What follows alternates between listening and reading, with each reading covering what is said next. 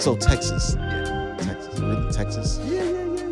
Oh, we're gonna cut that whole part out of the video because I don't want the whole world to know about Okay, Texas. that's But yeah, Texas, absolutely. Because bang for your buck, very vet friendly, and then two, really just like bang for your buck, bro. And then I want more space too.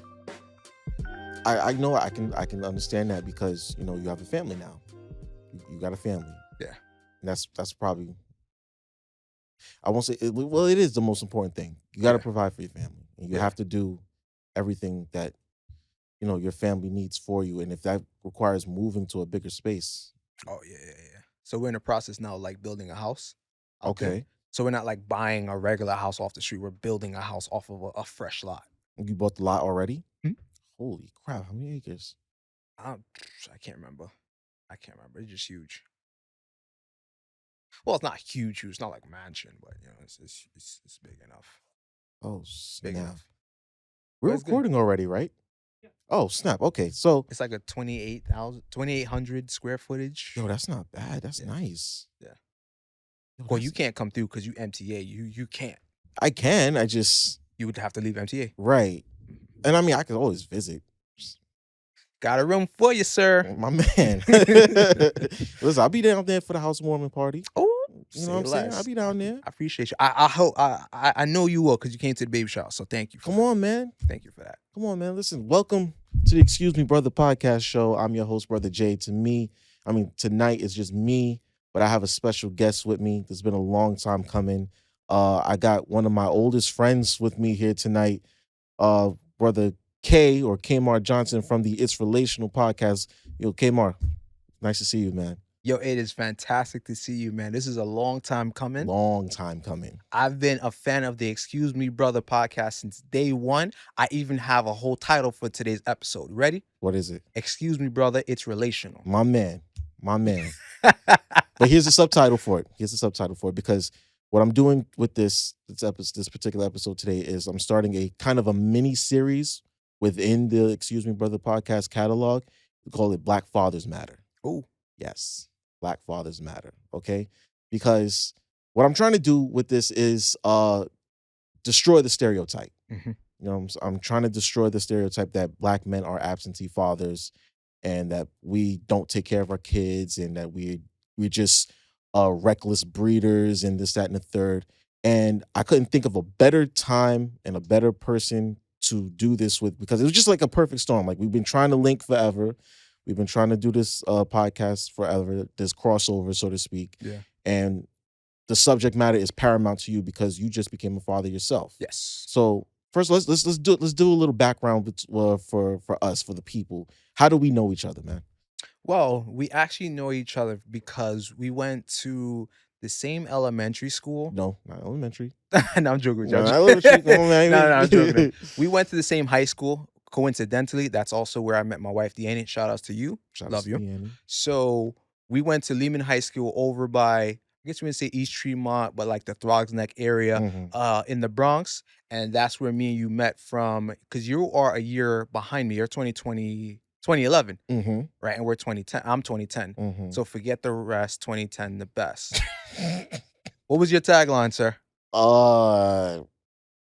Bruh. All right. See, it wasn't memorable. See that? You got to graduate 2010. That's when it's memorable. Well, see, it's not even fair because y'all had like the 10 just fit perfectly into seniors. It wasn't fair at all.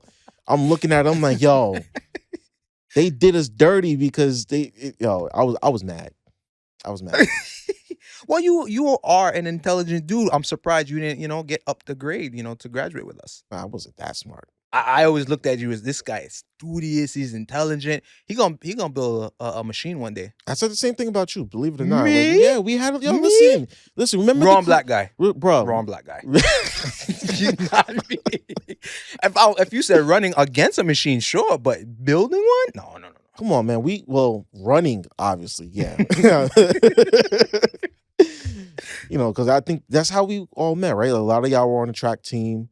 And then I was on a lacrosse team. Yeah. And it kind of intermingled with each other because I know a few guys that cross sports. Oh, yeah. Like Omar was on the football team, the track team, and the lacrosse team. I believe I had a lot of classes with Romeo. I had a lot of classes with some of the other football players, and y'all we all, intermingled with each other, and that's how we became friends. We've been friends. Damn, it's been more than half my life at least, right? Yeah. Wow. Sheesh. Wow.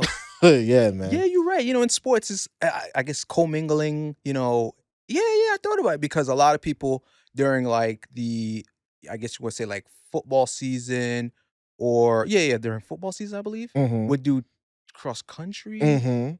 and then it's something of the sort. So like everybody would kind of use track and field as like their conditioning Yes, for like yes. whatever sport that they're doing, and Right. they never really took it serious until it came down to like indoor or outdoor seasons. Cross country, unless you was a distance runner, you isn't really caring about it. I listen, I think, and it was funny because we did a lot of running in lacrosse. So some of the guys who were already in shape, they were looking at us like this is nothing. You know Yeah. what I mean? We're used to running laps around the basement Oh man. 20 times a day, Oh man. going upstairs.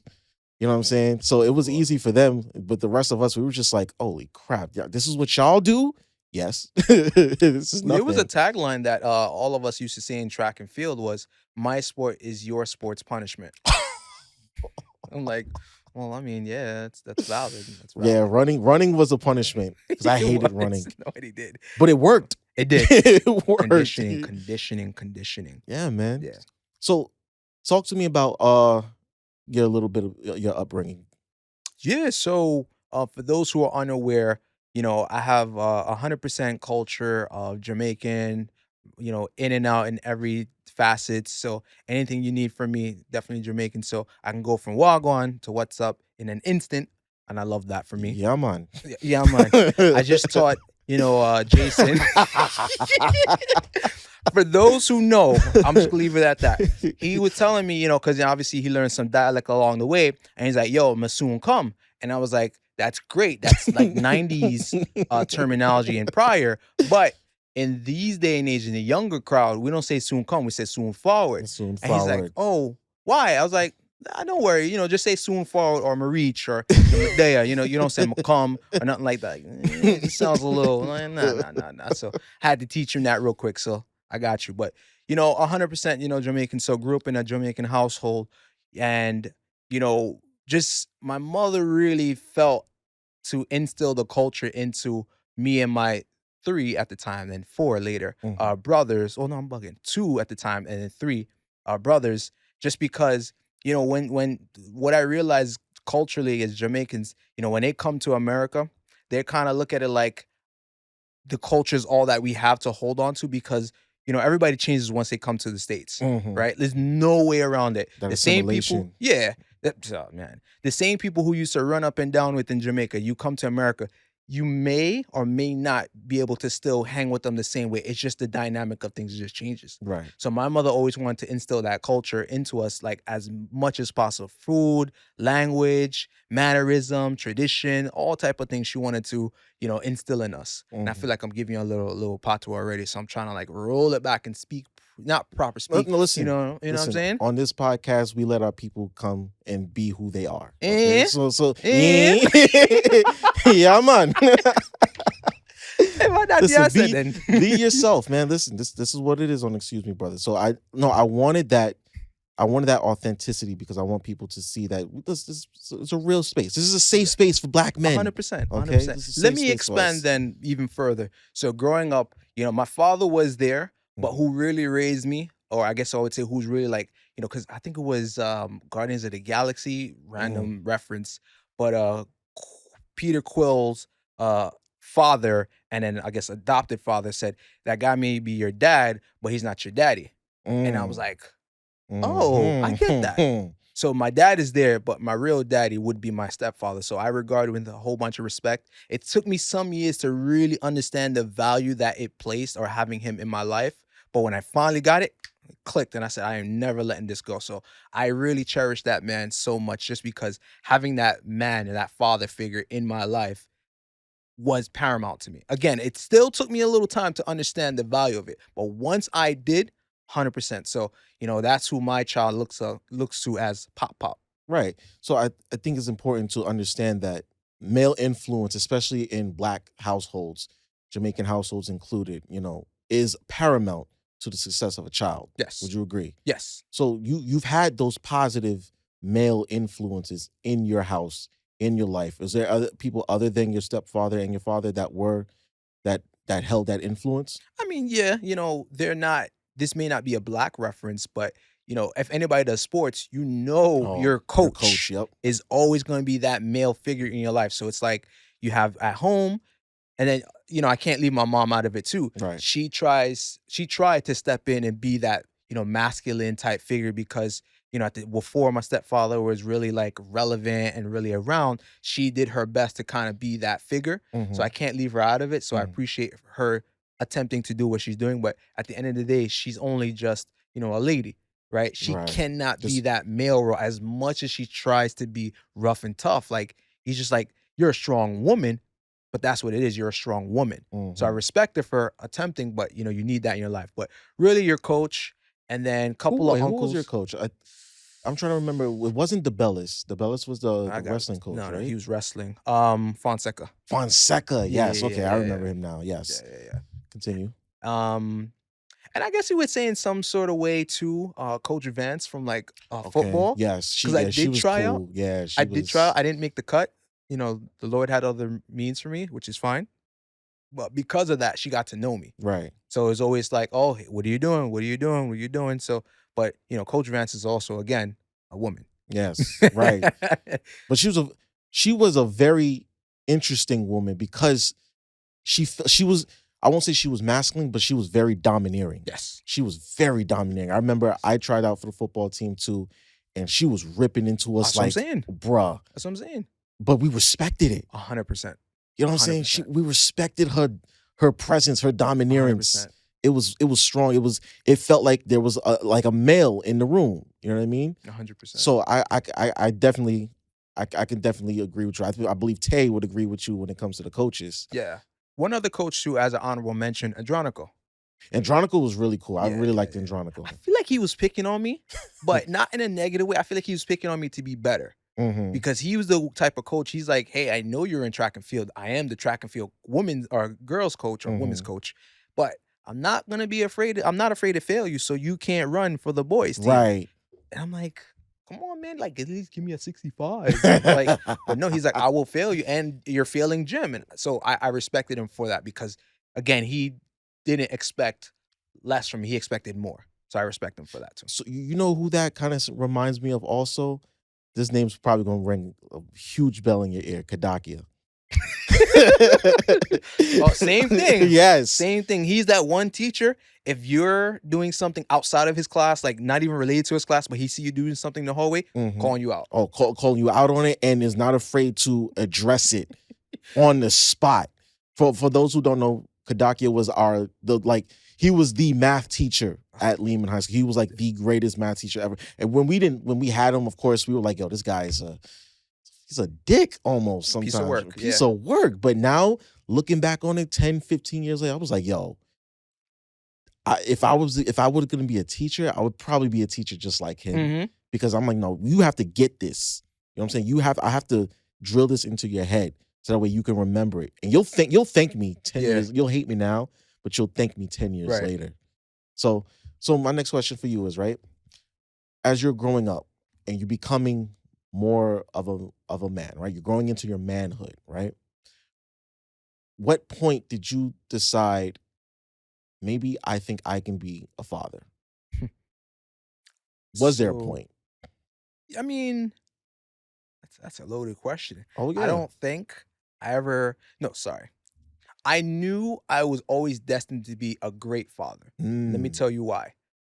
My actual, like I said, biological father, he attempted to be there as much as possible, but he had his own other family.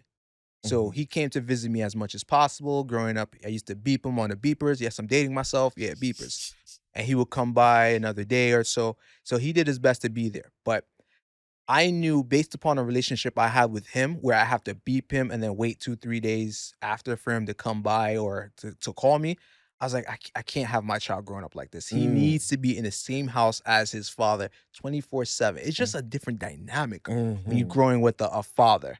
You know what I'm saying? Regardless if he's, a strict parent or a little lenient parent, it's just a different dynamic having a father in the house. So I knew based upon my experiences of And also too, speaking of my father, him and my mother used to always have these moments where, as Jamaicans saying, can't agree, which means they couldn't really get along. Mhm. And I was like, what is the beef between y'all? Like, what is Mhm. the issue? And then eventually they've mended it and fixed whatever the issue was. But they never really got along. So I'm like always playing both sides. And because of that, I got to play both sides Mhm. because my father always give me, as Jamaicans say, pocket money. But and then my mom like, oh, how much money he gave you? I'm like, oh, he gave me 100. All right, give me 50. Mm. But now I used to be like, oh, he gave me only 20. All right, keep the 20 for yourself. Meanwhile, the man gave me 300. But she's not gonna call and verify because y'all beefing. Mhm. You know what I'm saying? But because of that relationship I attempted to have with my father, I said, I cannot reciprocate this. Like, this is not gonna be a cycle that I'm gonna have going on for generations and generations. Mhm. So I decided to be the difference between in my generation or for my future generation. That's really where it came down to. So yes, I did know I had the makings to be a good father, and it was because of my upbringing of how my father really wasn't around like that is why I knew I was going to be a maker for a great father. So as you becoming a young man, an adolescent, saying to your early 20s, uh, remind me, you and Deanne started dating when? Because I know I'm Like, going back a few no, no, no. I years. remember everything, bro. Because We I started. don't. That's the thing. Because I don't know if I don't remember if you and Deanne were contemporary dating with me and Carrie. I don't remember if we I didn't were know if that was dating. ever something you wanted to really like bring up. It's, it is what it is, bro. It is what it is. Okay, Those it's who know, that's why. that if you know, you know. Okay. I think we were synonymous. Were we? I think we might have because we started dating in 2009, October Okay. 8th, Yes. 2009. So Then I yes. want to say yes. Yes. Okay. We were then. We were Yeah. dating at the same time. So we've been dating since 2009, and I know, right? I know, right? It's crazy. But your follow up question? Oh, so okay, y'all been dating since 2009. What at what point did you decide I'm gonna make this woman my wife and I want her to be the mother of my child? Whew. Because I Oh know man, there was definitely some steps involved, right? yeah. We're gonna need a little bit more time. We may need a part two because there's some stuff that obviously I'm gonna leave out. But basically, so dating since 2009, we officially got married in 2014. Mm, So about 5 years dating or whatever you will. So getting married at 21. So essentially, what happened was, me and Deanne been on and off, on and off. It's high school, right? It right, happens. right. So we had this one moment where we thought it was done, like done, and that was the problem. I can 100% acknowledge I was the problem. I Mm, had an emotional problem where I couldn't control my emotions. So I mm, know I was the problem. I thought it was finito, like one night. It was like a Halloween, and I think it was like 2012. And we went to a party. We was arguing like how we were always doing, and we just had a bad fight. We left the venue, and funny enough, the venue eventually got shot up that night. Now, nobody I know got hit or anything, but it just was like we were supposed to fight to leave that party because it could have been you, simply put. Listen, God works in mysterious ways, Telling you, man. man. Telling you. So I brought her home, and I think I thought it's just like it was done. Like we're done. Like that Halloween we was done. So we were separated for about like 3-4 months or so. Mhm, And what basically happened was I'm like, yo, I'm still trying to hold on because she was now deflecting me because I'm the one who was in the wrong. So she kind of ended things. mhm. So I'm working to get back in the groove of things, working to get back in the groove of things. And I'm just like, nah, man, I think it's bad, man, because she back then oh my gosh, back then I we had AIM, Mhm. AOL Messenger, instant messenger. We had that, and I think a little bit of the sidekick game and so on and so. The point of what I'm getting into is she refused to respond to anything I sent to her. So Facebook message, anything. She did not want to respond to anything that I said. Only time she would respond is via email. Wild. She would only respond to my email, not a text, not a call, not a Facebook message, not a DM. DM wasn't a thing, but no other means. She only wanted an email. Right. So one night I'm like, yo, bro, like this is getting dragged on, bro. Like I need to know what am I doing? Do I let go? Because, at that point when you're not with somebody and the family's always used to seeing them, oh, what happened to so and so? Mhm. Oh, well, she chilling, she doing her thing. Meanwhile, y'all broke up. You don't want to tell Mhm. nobody. Mhm. So I got to a point I'm like, I need to like make this work or like just let it go. So I never forget. I went down and I prayed on my knees and I said, Lord, please, you know the heartache I'm going through. And it's tumultuous and I'm just tired.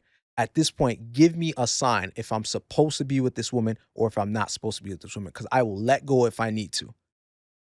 Funny enough, while in the midst of prayer, my phone is over here. I'm not looking because that's the purpose of it. And I Mhm. hear it like, notification because, back then you don't care. You have your phone loud. You hear your notification. I'm like, "Ah, man, I'm in the middle of a prayer. I'm not paying attention to that." And I finish up my prayer and I'm like, all right, whew, let me get to bed. Pick up my phone. Deanne, I love you too. Have a good night. Mm. I said, the Immediately. Lord do not work in mysterious ways in this way. He was direct AF. I said, no worries. I know I'm gonna get my girl back, so I'm gonna get my girl back. So all of that story was just to tell you, in the culmination, I knew she was the one for me because of that single most sign. Mhm. And I said, once I get her back, I'm putting a ring on it. Oh yeah, Mm. you just 20. Oh, you got it more of the world to explore. I don't care Right. about that. The Lord gave me my sign. That's all I needed in order to move forward with this woman. So that was my moment where I knew she was the one for me. All praises to the Most High for that one. Because there have been many times where men ask for a sign. Lord, give me a sign, show me, and then get nothing. And then go off and then do the wrong thing or look for the wrong sign. Or they're looking for a specific sign and misinterpret the sign. You got your sign right away. Instantaneously. Instantly, right? And I do remember, and I have to admit, I do remember seeing that when you two got married. I was like, damn, we are young. Like we said, you're only a year older than me. So I was like, damn, they got married young. Listen, if that's what they want to do, that's what Yeah. that's if that's the path that God gave them, all praise, then so be it. Yeah. So in the early stages of your marriage, right? Were you both were in the military, correct? No, it was just me. Just you. Yeah. So you were away from her during those Our early first year, days. our first year married, spent like 9 months separated. Oof. Yeah. Simply because we got married. Shout out to my recruiter, also a Lehman alumni, Alex Warren. I don't know if you know him, Jamaican, but he was before your time. Maybe if I show you a photo. Probably before my time. So shout out to him because he's my recruiter and he's the one who changed my life forever by having me join the army. But yeah, spent the time in, basic training and then the secondary school. But it's all one school, but basic training and advanced individual training. So that was all in Georgia. So I spent like 6-7 months in Georgia. Mhm. So our first year married was nothing but pen pal letters. Pen pal letters. Mm. So my first year married, I spent it with a bunch of men. With a bunch of men, a bunch of dudes. Bunch of dudes, some who believe it's and I apologize to those who think it's right, but it's not, that washing yourself is all you need is just a hand and soap. I'm sorry. You need more than that. A loofah, a sponge, A sponge, washcloths, like something. Was Yeah, well, a lot of those guys did, or they don't believe, they're flush and rush, regardless if it's number one or number two. So yeah, it was a funky time, and it was also, where I learned like people have never seen black people in person. oh yeah. Like it didn't catch me it caught me by surprise, but then I was like, wait, you think about it, it's legit. Like they're not trying to be stereotypical, like, oh, do this thing, but they've literally never seen a black person in life. Right. Yeah. So a lot of that, not only are you a black man, but you're also a Caribbean black man. You're Jamaican. So not only have they never seen a black man, but they probably never seen a black man of your kind. Oh yeah. So they were like, wait, there's more kinds of niggas? Oh, What is yeah. this? You know what I'm saying? Yes. So he's like, oh, what was that word you said? Right. You said this word. No. It's not like that. And I'm like, no, bro. Like this is how I talk. Right. Like, This is who I am. You know what I mean? So how did she handle the separation your first year being married? Man, shout out to my mom. Why? Mm. We spent our first year separated, but Deanne at the time was living all the way up in New Reed. The point of why I mentioned that is because I lived all the way by Castle Hill. So you know that distance is crazy. Yeah, that distance is definitely crazy. That's not even a train ride you want to take. Nope. You know what I'm saying? You're talking about 22 train all the way down to maybe like what is it? What I'll say, Bronx Park East, 22 bus, come over, like just to kind of be okay. But anyway, Deanne moved into my mom's house, moved into my room in my absence without asking my mom. Really? Without asking my mom. And we're talking about a Caribbean mother. You know what I'm saying? Yeah. She just moved in and just occupying my space, and my mother accepted it no problem. So shout out to my mom for that, because she just allowed it, because she knew Deanne was gonna obviously miss me. So she just moved in and just never left. I ain't never heard no shit like that before in my life. That's why I say shout out to my mom. I'd be remiss if I don't say shout out to my mom for that. Wow. She allowed that to happen in her house. Wow. You know what I'm saying? It was like she kind of gained a daughter now. 100%. So, okay. So while she's occupying your space, you know, she's keeping your room afloat, she's keeping your mother company, and y'all are writing back and forth.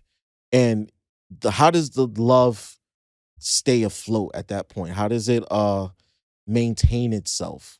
Just through pens and paper? Yeah, pen and paper. So me, I'm a slick guy. So I look for any opportunity. So I always found opportunities to get phone calls, because we always got the chance to make phone calls. Right. But I always got more phone calls because I always found an opportunity. I'm like, yo, I got to call my wife. Something happened, and this and that. So I got a lot of phone calls. So it was a lot of calls, letters. She mailed me a couple of care packages. She mailed me a couple of not safe for work photos and stuff like that too. You know what I mean? Gotta keep the spice going, right? I mean, yeah. Run So, a bunch of dudes. So at night, you just do what you gotta do. Listen, Yeah. Can help you sleep at night, right? Yeah, I'm saying, man. Yeah, I'm saying. So that is what really kind of kept us going majority of the time. And I did the most foolish thing ever. I never talked about it, but I'll grace your platform and tell you. So when you sign on to the military, you get what's called dog tags. Right. So with getting dog tags, I pull it out to show. So I have one here and then the cross for obvious reasons. So what I did, reason why I only have one, right, is because my silly self said, oh my God, I miss my wife so much. Let me mail her a dog tag to the house. Little old me forgot my social is on the dog tag, and my name. I don't think address is on it. No, your birthday, right? Yeah, my blood type and all that stuff. I mailed it to her. Never got to her. And I think what happened was, because obviously I didn't know about postage and the weights and stuff like that. This has a little weight to it. Right. So I think what happened was it was too heavy. So they sent it back. Then when it came back to the processing center, they said, oh, this is a private, because I was a private at the time. Dog tag, shredded. Oh, shoot. I hope. I never talked about that story ever because I was so foolish of me. But I was just like, yo, I want you to have something of me. Right. Yeah. Okay. Well, you know what? Let's hope they did shred that dog tag. You don't need someone rolling around with your information. Let's check the dark web every now and then, all right? Yeah. Okay. Yeah. So let's fast forward a little bit. When you came home, did the marriage flourish? Did it, like, you obviously you guys have been married, what now, going on almost 10 years. 10 years is this year. 10 years will be this year. Yeah. So when you finally came home, you start to establish your life together, right? When did y'all ultimately decide now's the time to have a child? Whew, how much time we got? Because we got about 15 minutes. 5. So we're gonna need a part two. Definitely gonna need a part 2. Because I have to talk. What I need to talk about, which is imperative, is our journey in getting involved into network marketing. Right. Because that is what actually played a pivotal turn in us holding off having our son for about 10 years.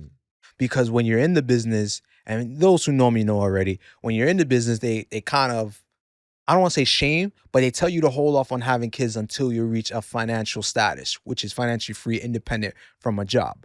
The problem is, however long that's going to take. So we obviously didn't hit that pinnacle in the business. So we held off on having kids and not going through experiences because of that. You know what I'm saying? So, but I'm going to shorten it up just because I know we're a little limited on time, but yeah. So I'll end it with this, right? the day that she told you that she was pregnant, how did you feel? It was a planned pregnancy. Oh. So it wasn't that too far-fetched. It was just like, all right, did we score big today? Did we score big today? Did we score big today? We actually found out after coming back from Toronto. So we went to a vegan festival in Toronto just to support my boy. Shout out Scott Bernhard. We went out there to support him, and I've never been to Toronto, so it was my excuse.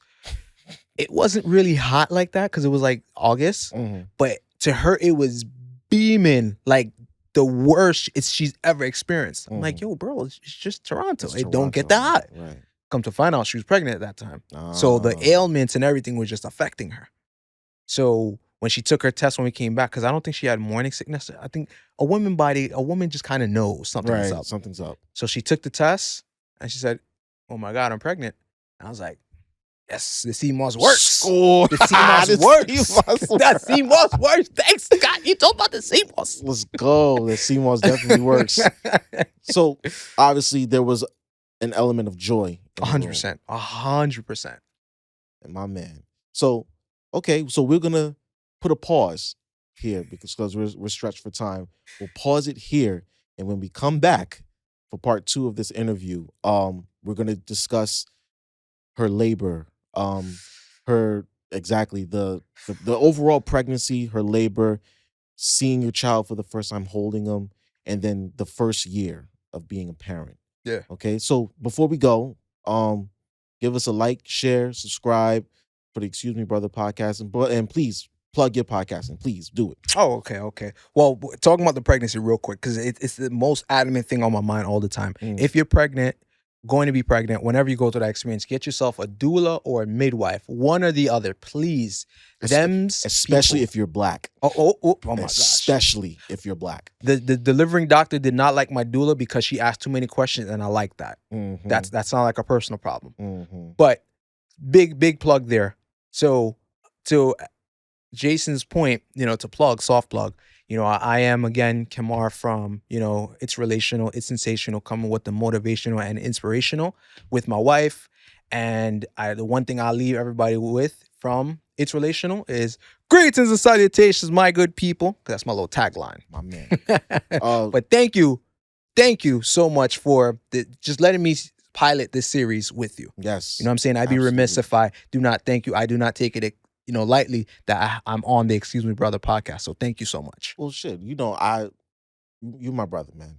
You're my brother. You're one of the people I respect. My respect is heavily, like, people have to earn my respect in the sense that if I want them on my show, because I don't just let anybody on. You know what I mean? I don't let dummies on. I don't even just let my friends on. You know what I'm saying? Just so we can come on and talk shit. But I've wanted you on because I felt this was an important conversation to have.